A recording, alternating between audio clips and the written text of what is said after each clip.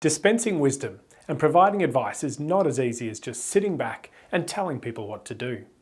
Prior to jumping to conclusions, it helps to analyse the situation and review a range of alternatives. Otherwise, you can look a little bit silly.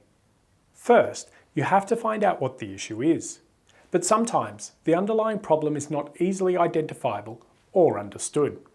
Stress or pressure in one part of the business may be as a result of action taken elsewhere, so finding root causes can be tricky. For example, low cash levels may be caused by different problems, such as poor customer sales, inefficient work in accounts receivable, or faulty products or services. So your first task is to identify and diagnose the issue.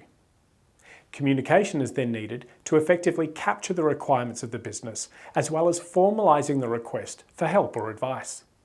This highlights the need for accountants to demonstrate the soft skills of negotiation, influence and interaction with key stakeholders. Acting in a purely technical manner may alienate or annoy the people you are trying to help and will hinder your efforts.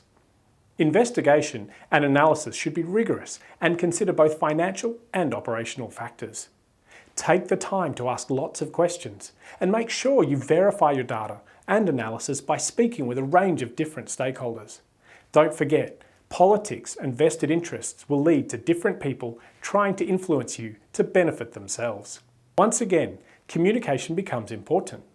This time, you are providing the recommendations and advice, so you need to be technically accurate and also clear and understandable to your audience. If you're successful, then the next step in the process should involve decisions being made to resolve the issue, followed by implementation of your advice. But be warned, people are fearful of change, and it may take a great deal of effort to convince people to take action, even if they agree with your analysis and proposals. One of our customers, a chocolate maker, wanted to understand their costs better to make sure their pricing was appropriate.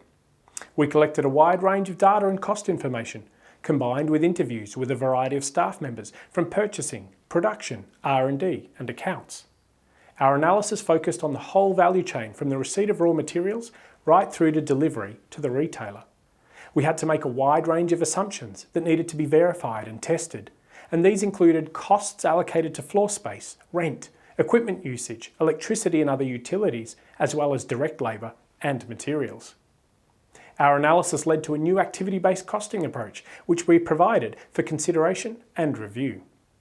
This changed the way overheads were allocated to products, and the final decision to accept and implement the system also led to further changes, including the reduction in stock levels to reduce inventory-related costs and minimise inventory on slow-moving products.